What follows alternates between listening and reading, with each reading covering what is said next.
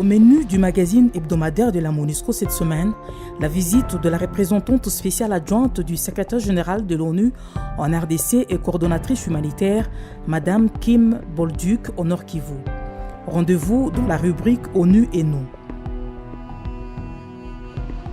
Également dans la même rubrique, la police MONUSCO qui organise un séminaire sur la sécurisation du processus électoral au profit de la police nationale congolaise à Kinshasa. Nous resterons à Kinshasa où la MONUSCO a financé la réhabilitation du pavillon des femmes à la prison civile de Makala. Nous sommes dans la rubrique Focus. Et pour terminer, nous serons dans le Congo profond où des centrales hydroélectriques sont construites dans le parc de Virunga afin de sauvegarder ce patrimoine mondial et favoriser le développement économique de la province du Nord Kivu. Bonne réception.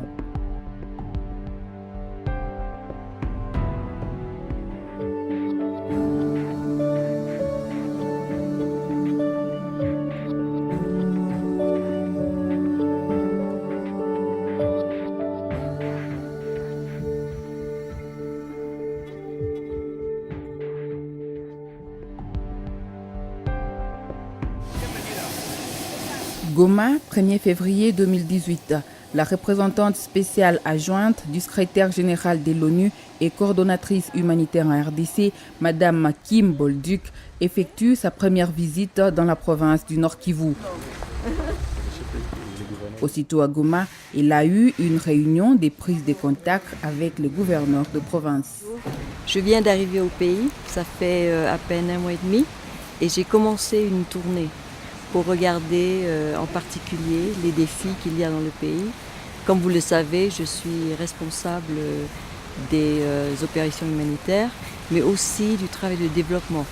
Alors, comme je porte plusieurs casquettes, j'essaye de voir comment, sur la base des bonnes expériences, nous pouvons améliorer l'aide que nous apportons aux populations affectées par les conflits. En particulier, maintenant, la situation humanitaire est devenue très très grave. En particulier dans le Sud Kivu, le Tanganyika et les Kasaï. Alors j'inclus dans ce tour-là une visite aussi sur Goma, qui, comme vous le savez, a un bureau central de la MONUSCO. Je suis représentante adjointe de la mission aussi. Et nous essayons de travailler avec tous les éléments que les Nations Unies ont apportés en RDC.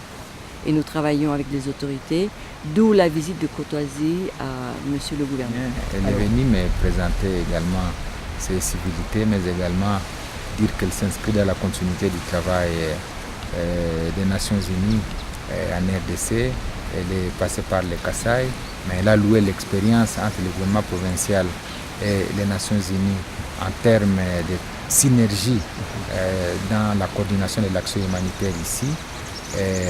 Parce qu'elle a salué la manière dont nous avons travaillé ensemble face aux problèmes que nous avons connus et comment nous allons encore de nouveau travailler sur le reste des problèmes qui se passent parce que nous avons encore suffisamment de déplacés internes à la suite de ces petits conflits résiduels qui restent dans la province. Vous savez que dans l'est du pays, il y a déjà beaucoup d'années que la coopération entre la communauté internationale, les Nations Unies a eu lieu. Il y a des opérations réussies, ce qui n'est pas le cas par exemple dans le Kasaï. Nous avons surtout parlé de la nouvelle urgence, n'est-ce pas, et de l'expérience qui a été gagnée dans le Kivu avec Monsieur le gouverneur en particulier, parce que ça fait déjà 11 ans qu'il est ici et qui connaît très bien le travail. Je dirais qu'en ce moment, il y a toujours des inquiétudes parce que la sécurité n'est pas assurée, mais nous sommes beaucoup plus inquiets dans des régions qui ont été déclarées comme les plus gravement affectées et ça n'inclut pas le Nord Kivu. Le déplacement de la coordonnatrice humanitaire s'inscrit dans le cadre des visites de terrain. C'est pourquoi elle s'est notamment rendue à Kichanga, une zone prioritaire pour les partenaires au développement du fait de son instabilité notoire. La MONUSCO et les agences de l'ONU interviennent à travers des projets de développement mis en œuvre dans le cadre de la stratégie internationale de soutien à la sécurité et à la stabilisation. Je pense que c'est très important que nous soyons ici pour comprendre et pour vous écouter. Madame Bolduc a eu des échanges avec les acteurs intervenant sur place, échanges qui lui permettront de mieux coordonner les réponses à apporter aux défis qui traversent la zone.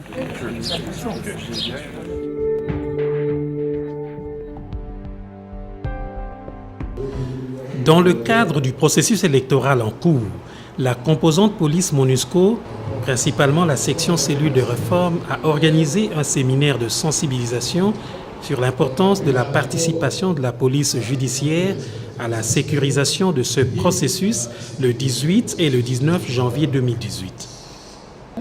D'abord, je voudrais rappeler ici que ce n'est pas le premier séminaire que la police MONUSCO organise avec la PNC. La police MONUSCO a déjà organisé des séminaires sur la sécurisation des élections, en général avec la CENI, un autre séminaire avec l'inspection générale, et ici, aujourd'hui, c'est avec la coordination de la police judiciaire. Alors pourquoi ce séminaire?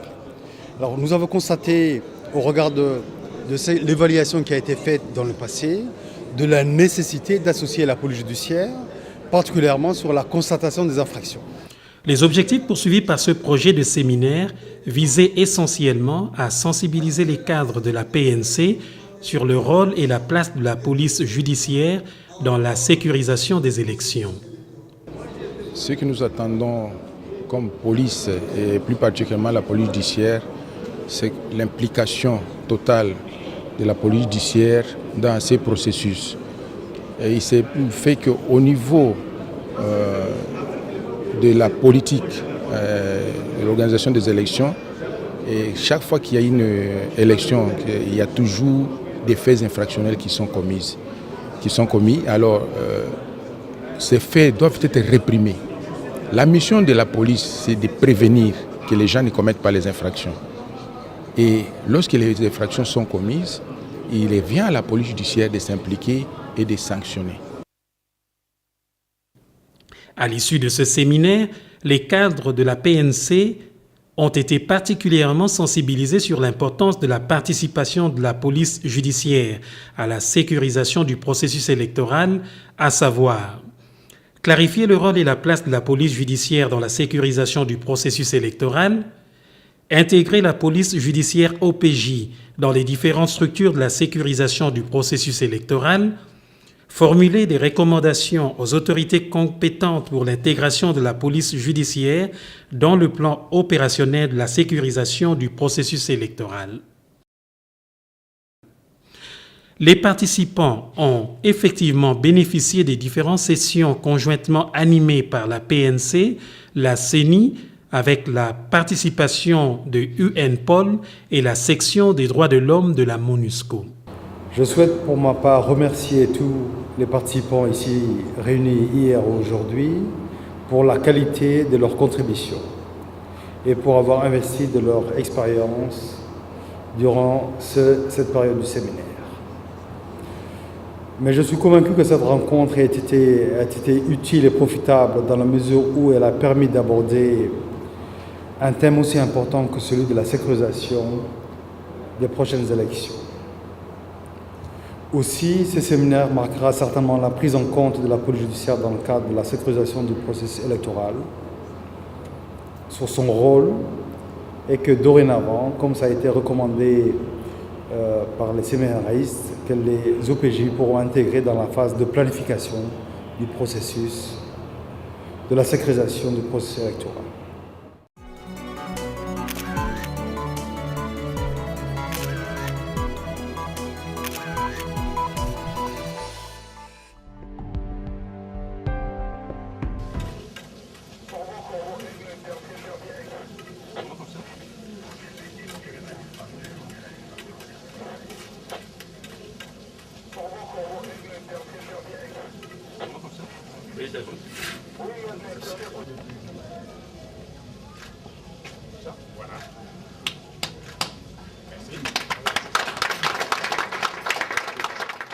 La MONUSCO continue à soutenir l'instauration de l'état de droit en République démocratique du Congo.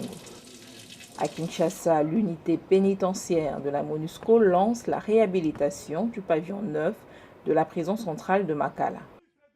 Le bâtiment est supposé accueillir les prisonnières de sexe féminin.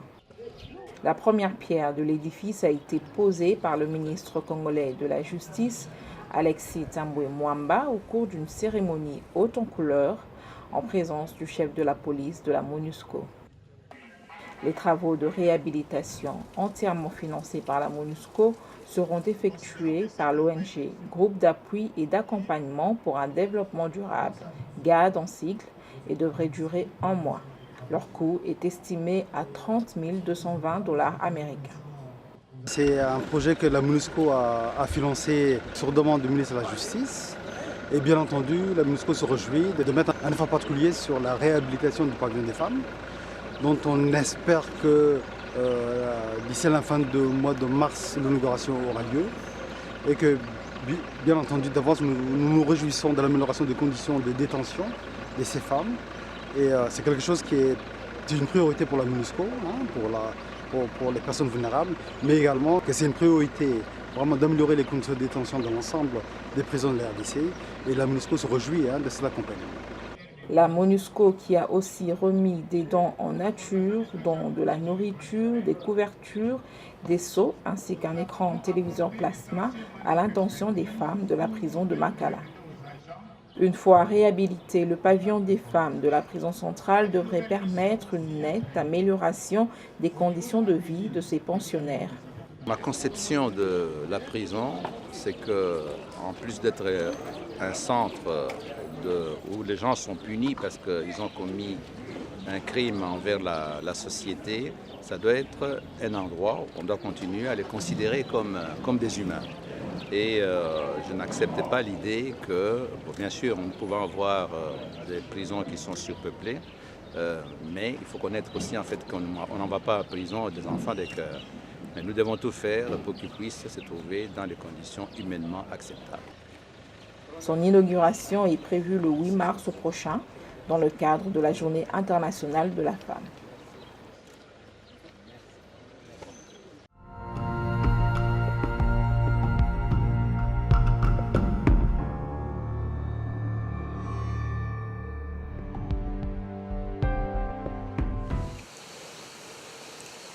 Donc la rivière ici, on appelle ça rivière Boutaou.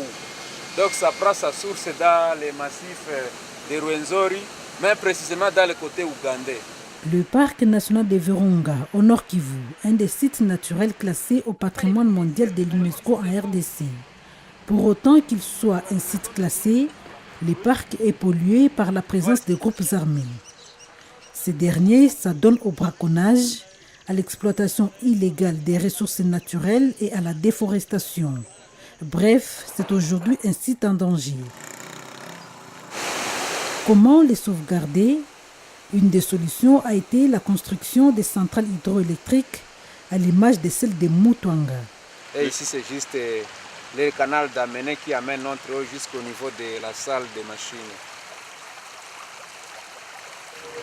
L'eau est captée, donc concrètement on parle de barrage. Après barrage, l'eau est canalisée. Après canalisation de l'eau, il y a maintenant la conduite forcée qui nous amène de l'eau jusqu'à la turbine pour qu'il y ait production d'électricité. Nous produisons 0,4 MW. Et quant à ce qui concerne la population de Mutwanga, ils sont satisfaits pour notre électricité. Avec la construction des centrales hydroélectriques, le parc devient un outil de développement économique au bénéfice des populations. Notre turbine tout d'abord a une hauteur de chiffre de 18,87 de hauteur. L'eau arrive dans la turbine, j'ai parlé de transformation de l'énergie, donc ça transforme l'énergie de l'eau à énergie mécanique de rotation. Après énergie mécanique de rotation, il y a maintenant transformation de l'énergie mécanique de rotation à énergie électrique. Là, il y a production d'électricité. Quand l'électricité est produite, il y a, si vous voyez, si vous essayez de regarder, vous verrez, il y a des câbles. Il y a des câbles de transformateur là, c'est un transformateur et les verres de station. Donc ça prend notre basse station, nous produisons 400 volts et ça élève ça à 6600. Ça élève ça à 6600 volts. Alors, l'énergie état produit doit être consommée doit être transportée jusqu'à la consommation. Donc, nous transportons la moyenne tension de 6600 volts. Quand nous arrivons au niveau de la cité, nous avons encore d'autres transformateurs qui prennent les 6600 volts et abaissent ça à 400 volts pour créer consommation dans les maisons de nos abonnés. 6 autres barrages hydroélectriques seront construits dans les parcs grâce à un financement de l'Union européenne. Les 100 MW d'électricité qu'ils produiront à terme permettront à 100 000 personnes de trouver du travail dans cette partie du pays. Qu'en est-il de la centrale de Mutuanga? Nous allons atteindre à bientôt 1000 ménages. Notre système, c'est un système prépayé, le cash power. Lorsque l'abonné s'abonne pour avoir l'électricité, il paie l'électricité qu'il a consommée. Admettons qu'il a acheté un crédit de 5 $, il va consommer le crédit moyennant ces 5 $. Quand c'est fini, ça coupe automatiquement. La centrale hydroélectrique de Mutuanga, en plus de contribuer à la protection des écosystèmes du parc national de Virunga, est aussi un moteur de développement économique de l'ensemble de la province du Nord Kivu.